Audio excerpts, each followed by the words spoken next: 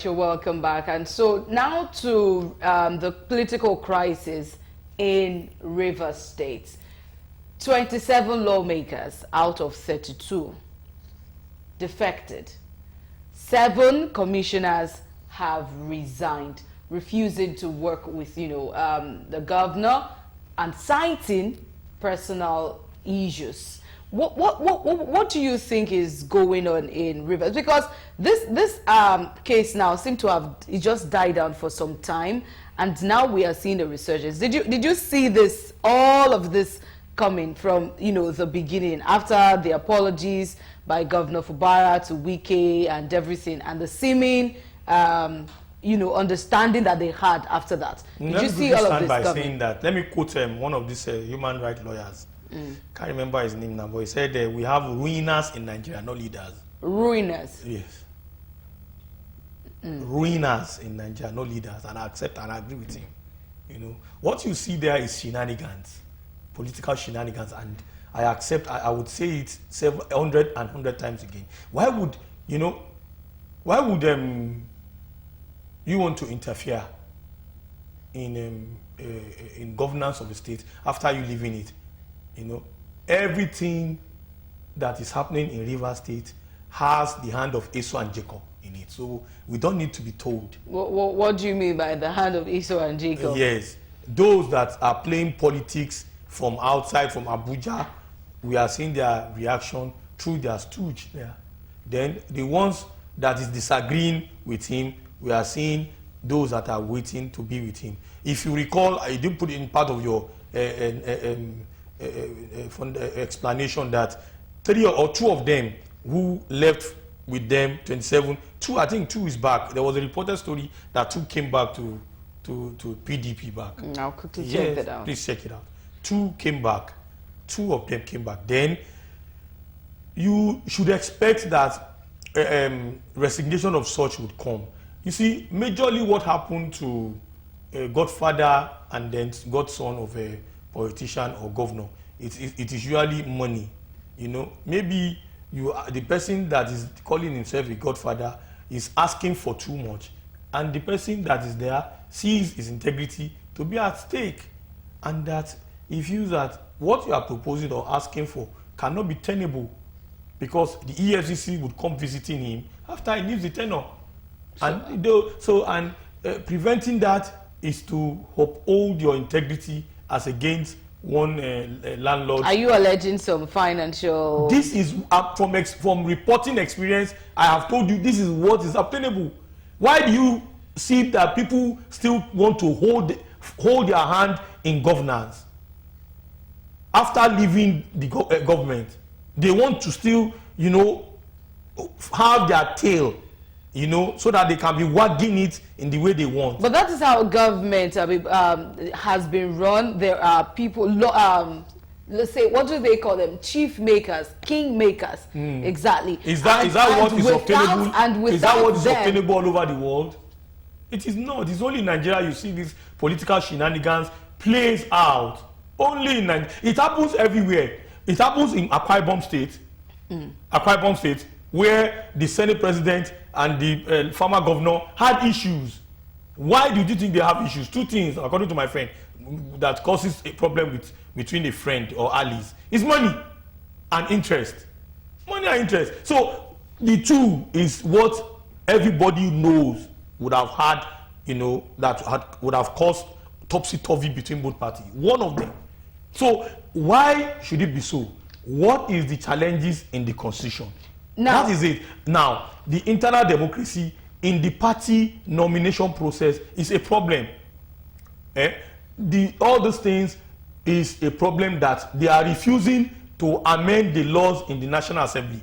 That's number 1. Number 2, a defection of different kind of individual with stupid reasons is another thing that the civil society is calling for the National Assembly to remove. But you know that they will never remove it, because they are the same people enjoying that advantage to the disadvantage of the people. They will not remove it. They know somebody will just wake up today and say he's having issues with what's it called, his party and then he's jumping ship. Then the constitution is very clear. I think section 19, according to one of our lawyer, Dr. Ruben Abati, said section 19 is very clear. There must be a internal crisis or problem within the party hierarchy before you can use that as a justification to defect. But in this case, between me and you, what is happening in Rivers State in PDP? Nothing. Only the issue of the secretary that was said to have resigned or something. That is natural. He may be resigning for, but what can you describe as a major crisis going on? So many people, civil society, different kind of section of society had taken the matter to court for court to adjudicate the law. Then again, Fubara was very smart, taking them to court to declare that those who are decamped are not supposed to decamp, and in the injunction, according to what was reported, was upheld and accepted, and the judge allowed this, gave the ones that is in PDP the real speaker. So the ones that have called themselves 27 lawmakers that have resigned should be under their speaker, whether they are in PDP or they are in APC. What is confirming in the law today is that the speaker remains the speaker. So looking at that, yes. Looking at that, do you think that judgment was right? And having eventually the governor presented 2024 budget, yes, to 5 lawmakers, that does not even make the quota that is needed to form a decision. In the face of the law, as it is presently, that the judge has given his verdict, whether it is only one, the speaker, authentic speaker in Rivers State today, is that for the real speaker? But will 2 wrongs make a right? How can you present a budget to just 5 people out of 32? Yes, they have been disgruntled. They are still members. If they are not together, does not explain that they didn't form quorum. Yes, but in the face of the law, the speaker, he has presented that bill, that budget to the speaker. So it is not about whether 1 million is there or 32 or 27. In the face of the law, the speaker, the recognized speaker of the house, is who the governor Fubara has presented that budget. So if the court now says otherwise, then that will be from the appeal court or from any other court, or I want to believe it's going to be from appeal court, because what the injunction they got is from a high court. So it has to be, if they are going to quash that judgment, it must come from the appeal court. So, but for today, what is in reality in the face of the law is that judgment. I'm not disputing that there is no judgment. Yes. I feel like you're trying to take interest or take side in no, this. I'm not. Now this is what I am saying. Okay. You need 2/3 yes, to form a quorum to yes, make a decision on a thing. Now that 2/3 is not formed. Yes. And you are just presenting to 5 people. That is not legal in the face of the law. Okay, so do we now keep degrading the law? Let's cite what happened between some lawmakers in Edo State at that time when Oshomole and then Obaseki were having issues. Do you know there are some camps in different locations, and there are others in different camps, and then I think the other one is not forming quorum, I remember, but the court has given its verdict that this camp, whether they form quorum or not, is recognized as a speaker. So what it entails or explains to me, I'm not a lawyer, is that whether you are in PDP or APC, it is not of significance. What is of significance is that the speaker, the authentic speaker, is so whatever you want to do in that house must be done, by presiding, being presided by the legitimate speaker that the court has given to be the rightful speaker. So now, whether it is they are forming their quorum to have a budget presented, that is another discussion that must be interpreted by the law. But in this argument, there is who is claiming to be a speaker, and there is who is saying is a speaker, 2 speakers in one in the state.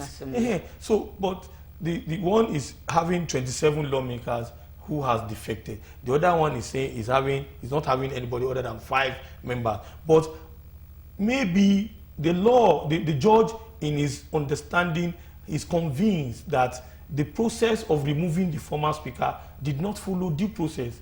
There are many cases of removing a deputy governor, a speaker, that has not followed due process, where the judge reversed it. The case between Yaya Bello and his former deputy governor is another test case. The judges, in their wisdom, says the way and manner the deputy governor was removed was unconstitutional, and then he was asked to be compensated and reinstated as deputy governor.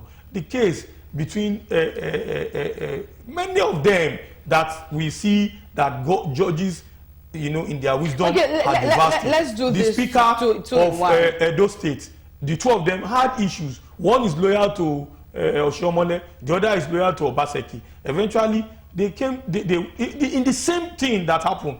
They went and demolished the State House Assembly at that time. This one too, you can see, they have demolished the State House Assembly, citing one factor or the other. So, but the point significantly is that who is the speaker in the face of the law? It is the one. Okay, let's do this 2 in 1. Yes. Now, defecting lawmakers, according to the Constitution, so to say, they will lose their seats. Yes. So, but these are loyalists to the former governor. Yes.